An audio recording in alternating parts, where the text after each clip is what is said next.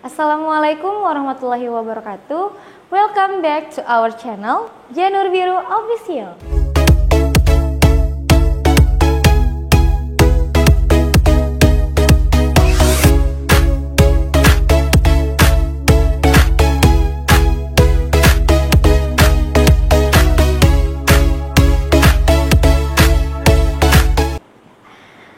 Hari ini kita kembali lagi di acara keputrian mingguan kita bareng Umi Evi. Kita akan ngebahas tentang tema pergaulan bebas. Sebelumnya kita pasti sudah tahu apa itu pergaulan. Pergaulan itu adalah hubungan antara satu orang dengan orang yang lain, antara kita dengan orang yang lain. Kemudian bebas itu apa? Bebas itu berarti tidak terikat aturan, tidak memperdulikan aturan. Terus kenapa kita bahas tentang pergaulan bebas? Emang dalam Islam itu pergaulan itu gimana gitu? Ya, jadi di Al-Quran pun ada ayat yang membahas tentang pergaulan atau menyuruh kita untuk saling mengenal. Itu tertera dalam surah Al-Hujurat ayat 13 yang artinya, sesungguhnya kami menciptakan kamu dari seorang laki-laki dan seorang perempuan dan menjadikan kamu berbangsa-bangsa dan bersuku-suku supaya kamu saling mengenal. Nah, dari situ sudah ada keterangan bahwa kita harus saling mengenal. Tapi dalam Islam, pergaulan itu juga harus ada batasannya, harus ada aturannya, harus ada hal-hal yang perlu kita perhatikan. Jangan sampai pergaulan itu kita menyalahin syariat. Jangan sampai kita bergaul sampai mendekati zina. Ya kan? Kalau misalnya bergaul dengan perempuan aja sebenarnya itu masih harus ada batasan, apalagi bergaul dengan lawan jenis. Nah, tapi pergaulan dalam Islam itu tidak boleh menyalahin syariat. Misalnya bergaul dengan lawan jenis yang tidak ada batasan. Bergandengan, meskipun hanya cuma teman ya nak, bergandengan, kemudian apalagi sampai pacaran, berhalwat atau berduaan dengan yang bukan mahram, itu tidak boleh. Karena perilaku itu mendekati zina. Ada surah yang menyatakan tentang zina, yaitu di Quran surah Al-Isra ayat 32 yang artinya, dan janganlah kamu mendekati zina, sesungguhnya zina itu perbuatan yang keji dan suatu jalan yang buruk.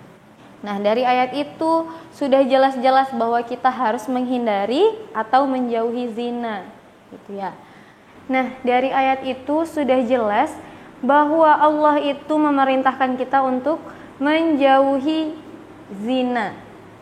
Jadi kalau misalnya tadi pergaulan yang seperti yang Umi jelaskan tadi, misalnya bergandengan tangan, dekat-dekatan, berduaan, itu adalah salah satu jalan untuk mendekati zina dan Allah tidak suka.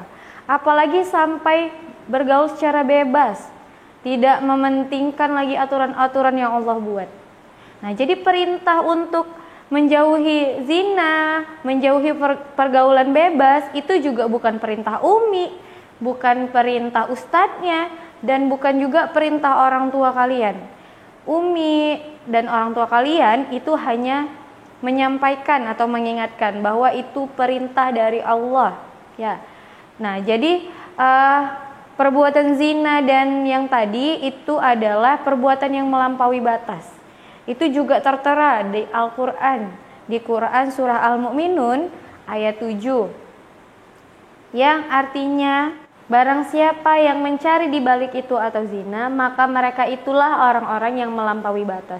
Jadi kalau misalnya kita mencari teman atau bergaul sampai kita berzina, itu adalah orang-orang yang melewati batas. Terus kita sebagai perempuan itu kalau bergaul gimana Terus kita kalau bergaul, nanti kalau misalnya nggak bergaul sama teman-teman laki-laki dibilang sombong, ya kan?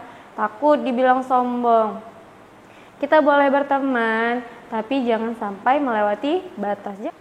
Terus Mi, kita sebagai perempuan itu kalau mau bergaul gimana Mi? Nah, wanita yang baik itu kalau bergaul mampu menjaga dirinya dalam pergaulannya, menjaga kehormatannya. Nah, terus Mi, kenapa sih kita harus meninggalkan pergaulan bebas? Kenapa kita nggak boleh melakukan pergaulan bebas? Yang pertama dampaknya itu yang pasti dosa besar karena itu termasuk zina, ya kan? Yang kedua itu merusak moral. Jadi kalau misalnya anak-anak yang sudah bergaul bebas tidak memperhatikan aturan lagi, bahkan aturan yang Allah perintahkan pun mereka tidak peduli, maka moralnya itu sampai rusak, ya kan? Sudah hidupnya itu sudah dipenuhi sama maksiat. Jadi Umi harap anak-anak Umi jangan sampai menyentuh pergaulan bebas karena dampaknya itu bukan cuma di dunia tapi di akhirat. Nah, yang pertama dampaknya itu tadi dosa besar tadi kan. Kemudian kalau di dunia sampai apalagi perempuan sampai merusak dirinya, sampai ada yang sampai hamil di luar nikah itu tidak boleh. Karena dampaknya itu bukan hanya untuk yang melakukan zina tapi juga mencemarkan nama baik keluarga, udahlah dosa, mencemarkan nama baik keluarga, merusak diri, tidak ada untungnya, semuanya rugi, ya kan? Ya. Jadi Umi harap kita semua dapat terhindar dari zina atau pergaulan bebas. Kemudian nih, terus kita udah tahu apa itu pergaulan bebas, sudah tahu ayat-ayat Allah yang melarang kita untuk mendekati zina atau pergaulan bebas. Gimana caranya kita supaya terhindar dari pergaulan bebas? Yang pertama, kita harus menundukkan pandangan.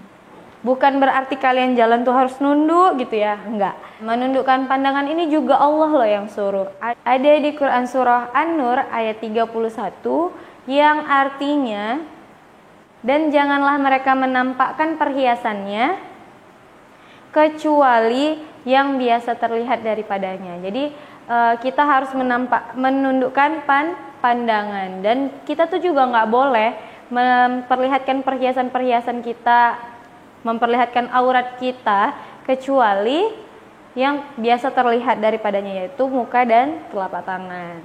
Kemudian tadi yang pertama menundukkan pandangan, yang kedua itu harus menutup aurat.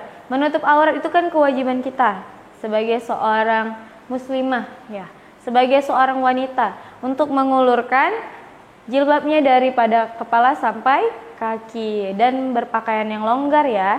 Nah, jadi kalau misalnya kok bisa sih Mi pakai jilbab atau pakai hijab itu bisa mencegah pergaulan bebas? Ada banyak kasus di luaran sana perempuan-perempuan yang pakaiannya terbuka itu malah sering digoda sama laki-laki, iya kan? Nah, iya.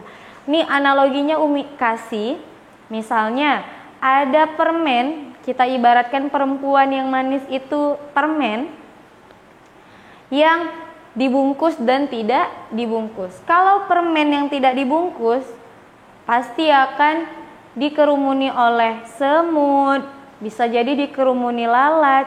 Dia memang terlihat banyak yang menyukai. Pada akhirnya dia hanya akan merusak dirinya. Permen itu akan jorok, permen itu akan rusak.